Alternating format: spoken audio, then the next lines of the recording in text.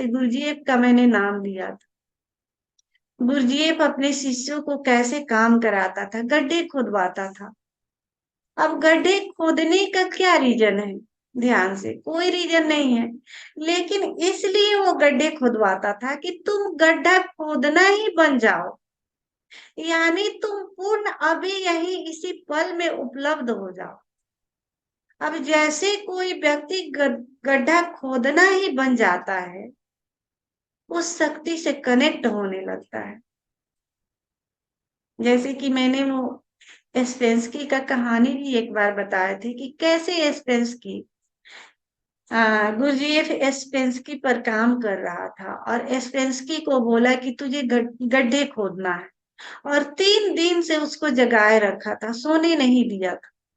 अब 3 दिन कोई व्यक्ति जगे रहे और सोए नहीं तो वो तो पागलपन में जाने लगेगा। लेकिन उसका पूरा ध्यान था कि उस एनर्जी से हम कैसे उसको कनेक्ट कराएं, उस एनर्जी को कैसे जगाना है, उस पर उसका पूरा ध्यान। तो 3 दिन से वो सोने नहीं दिया था और गड्ढे खुदवाता रहा। एस्पेंसकी एकदम थक चुका था, ऐसा वो उसको लग रहा था कि अब मैं गिर जाऊंगा और सो जाऊंगा यहीं।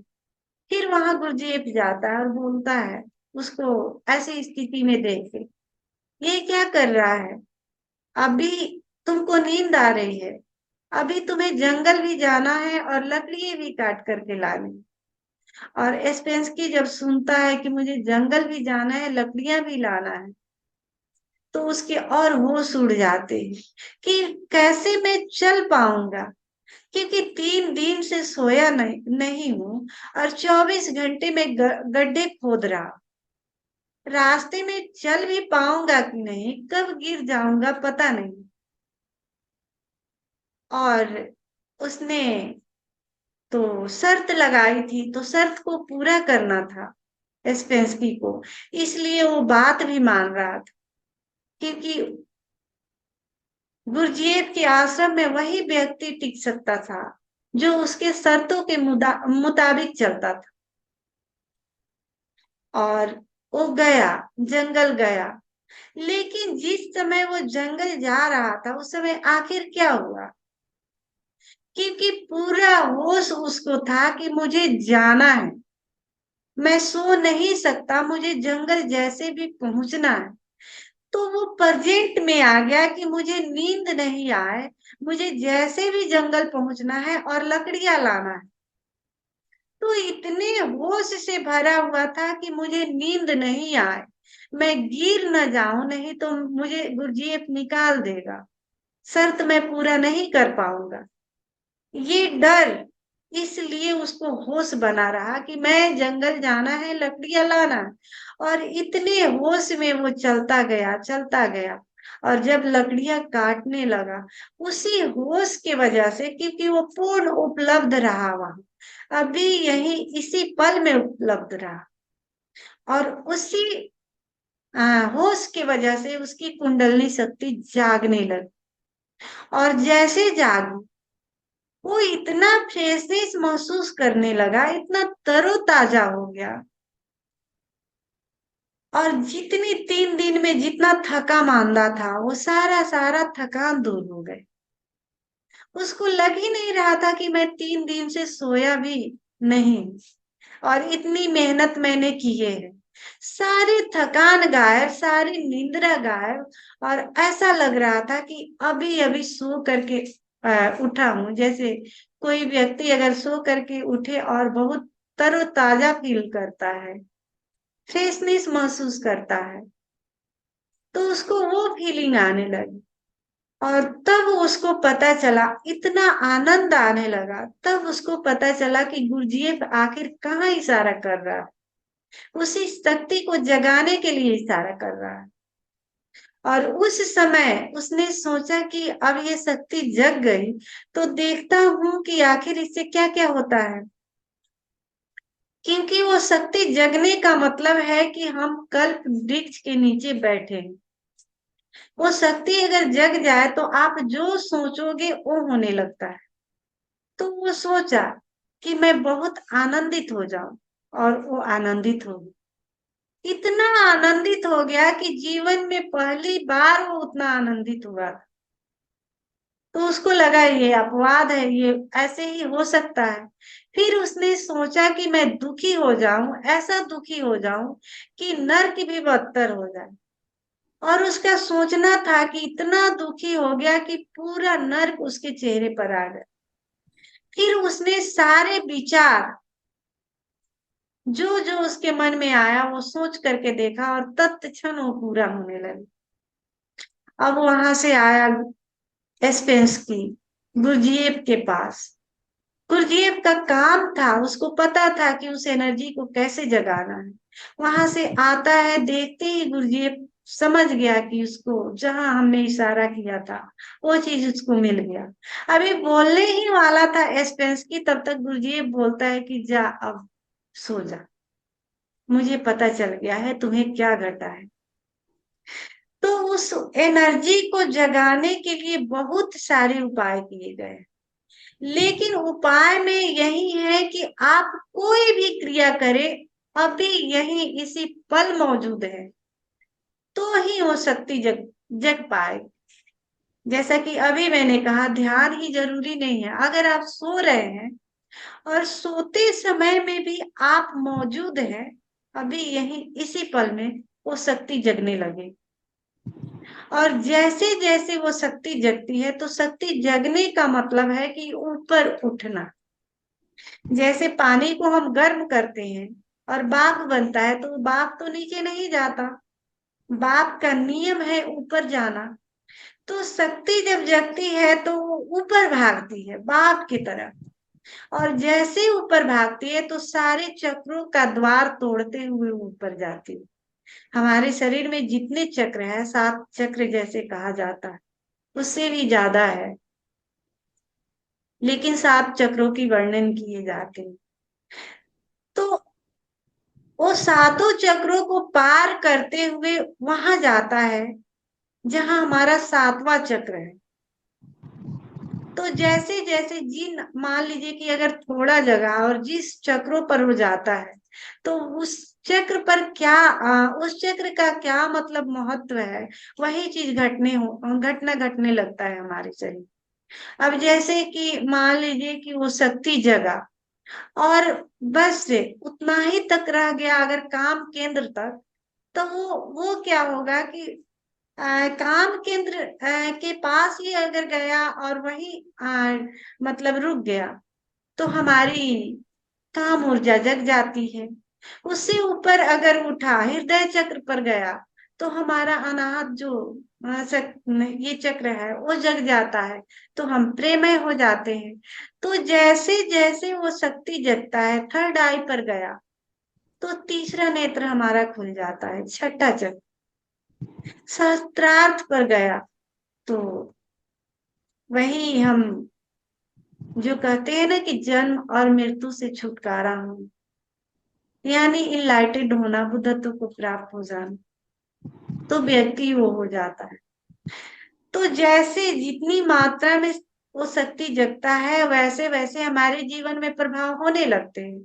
जैसा अभी हमने कहा, अगर किस वो शक्ति जग करके और हृदय चक्र तक आई, तो आपके जीवन में हृदय, जैसे कि आपको लगेगा कि मैं बहुत प्रेमय हो गया हूँ, किसी के दर्द को आप महसूस कर पाएंगे। तो ऐसे जब जगती है तो उसका सब उस चक्र का अलग अलग प्रभाव पड़ता है हमारे जीवन पर। तीसरा नेत्र अगर जग जाए, 6वां चक्र, तो उसका अलग ही प्रभाव पड़ता है, जैसे कि हमारे व्यक्तित्व में उसका अलग प्रभाव पड़ेगा। तो आप जैसे कोई भी डिसीजन लेंगे तो उसको पूरा करेंगे, यानी संकल्प शक्ति आपका प्रगाढ़ हो जाए, वहां तक अगर वो शक्ति जाती है। तो सारे चक्रों का अलग अलग प्रभाव पड़ता है हमारे जीवन में। तो ये जरूरी नहीं है जैसे कि सक्रिय ध्यान हो सोने बनाए, सक्रिय ध्यान के माध्यम से हम उस एनर्जी को जगाते हैं। कुंडलिनी ध्यान के माध्यम से भी हम उस एनर्जी को जगाते हैं। यानी हमारा काम है किसी भी ध्यान के माध्यम से उस एनर्जी को जगाना। अभी जैसा कि हमने कहा प्राणायाम, उसके माध्यम से भी हम जगाते हैं कि जब हम योगा करते हैं तो योगा में क्या होता है, वही शक्ति जगती है, कुंडली शक्ति, दूसरा कोई शक्ति नहीं होता। बस कुंडली शक्ति ही जगता है, उसी शक्ति को हम जैसे भी यूज कर सकते हैं। वही शक्ति जगता है, हमारे बीमारियों को ठीक करता है।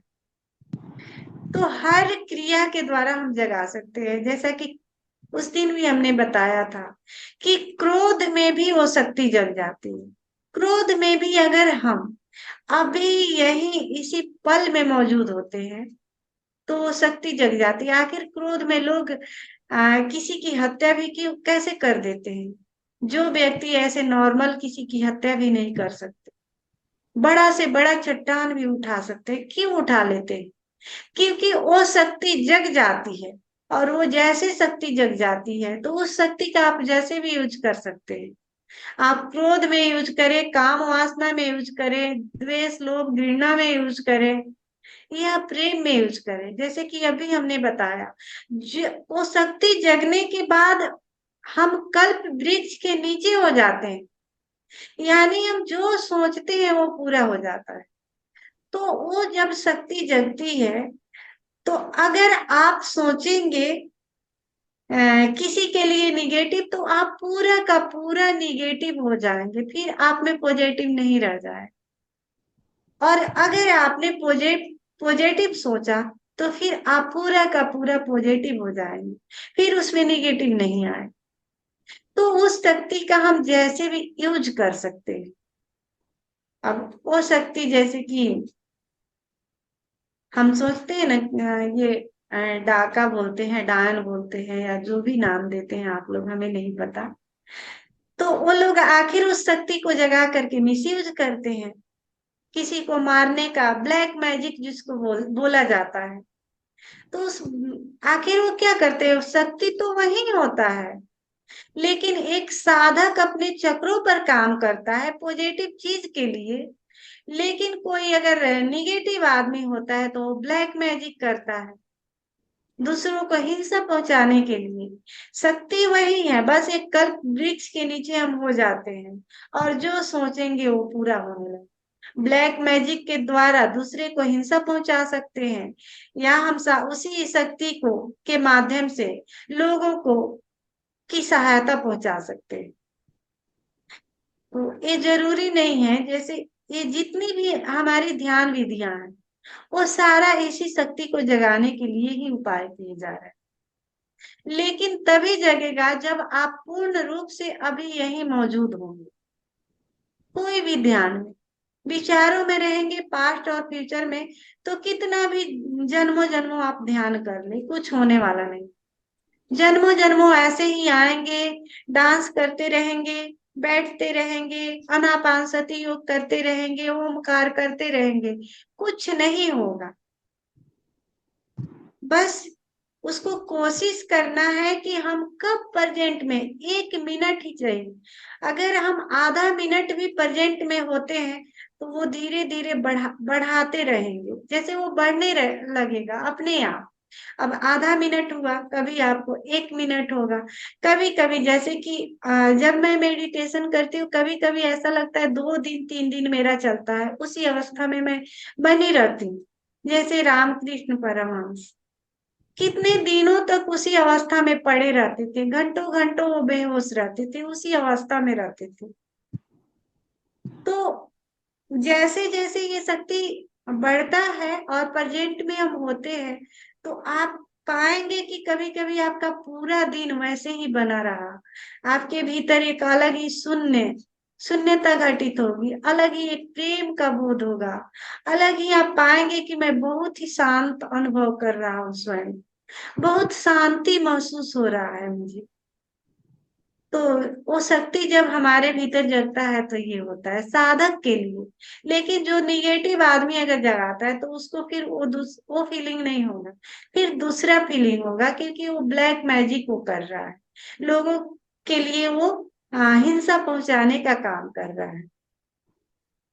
तो जो भी हम इस शक्ति के माध्यम से कर सकते हैं, धीरे धीरे समझ में आ जाएगा। आ, आखिर हम ध्यान क्यों करते हैं, शक्ति को क्यों जगाते हैं। तो आइए इसी भाव दशा के साथ हम इस ध्यान में प्रवेश करते हैं।